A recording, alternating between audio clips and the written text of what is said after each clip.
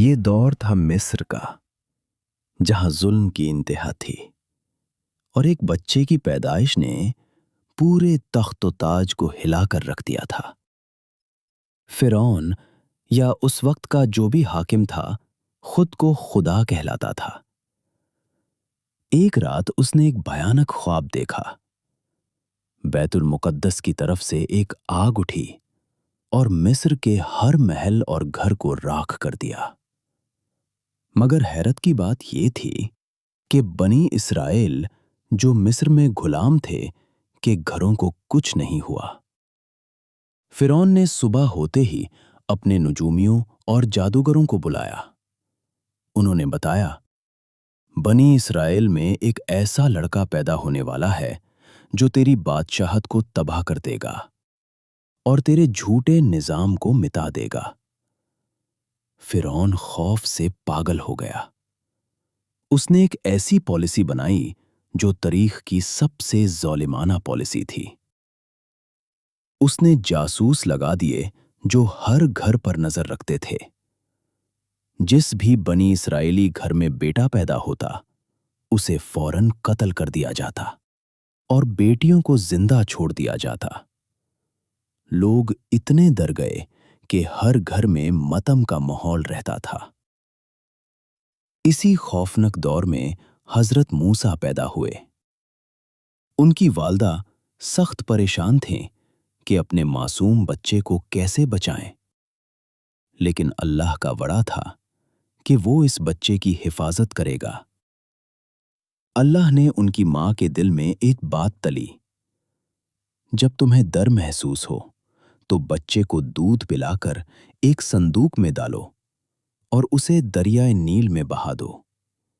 نہ ڈرو نہ غم کرو، ہم اسے تمہارے پاس واپس لوٹائیں گے اور اسے رسول بنائیں گے۔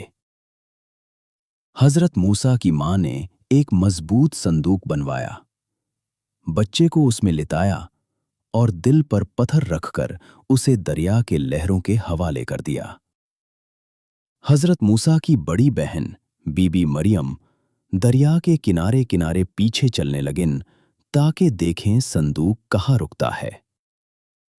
لہروں نے اس صندوق کو تیرتے ہوئے سیدھا فرعون کے محل کے اس گھاٹ پر بھیج دیا جہاں فرعون کی بیوی بی بی آسیہ بیٹھی تھیں۔ جب کنیزوں نے صندوق اٹھایا اور اسے کھولا تو اندر ایک بے حد حسین اور نورانی چہرے والا بچہ مسکرا رہا تھا۔ بی بی آسیہ، جن کی اپنی کوئی اولاد نہیں تھی، انہیں بچے سے فوراً محبت ہو گئی۔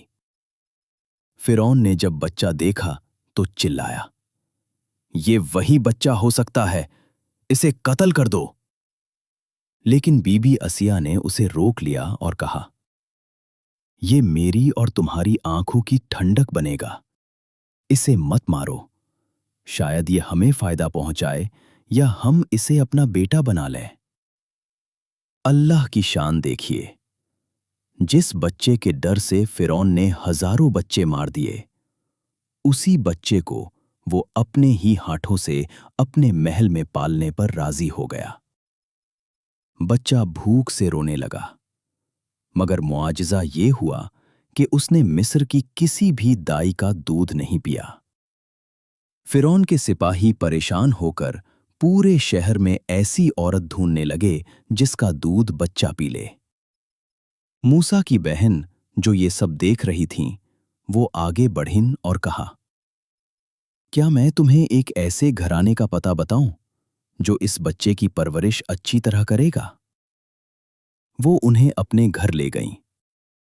جب حضرت موسیٰ کو ان کی اپنی ماں کی گود میں دیا گیا تو انہوں نے فوراً دودھ پینا شروع کر دیا۔ اللہ نے اپنا وعدہ پورا کیا۔ موسیٰ اپنی ماں کے پاس بھی واپس پہنچ گئے۔ فرعون کے محل میں شہزادوں کی طرح پرورش بھی پانے لگے اور ان کی ماں کو محل سے تنخواہ بھی ملنے لگی۔ اگلے پارٹ میں ہم دیکھیں گے کہ کیسے موسیٰ محل میں بڑے ہوئے اور وہ کیا حادثہ تھا جس نے انہیں مصر سے بھاگنے پر مجبور کر دیا۔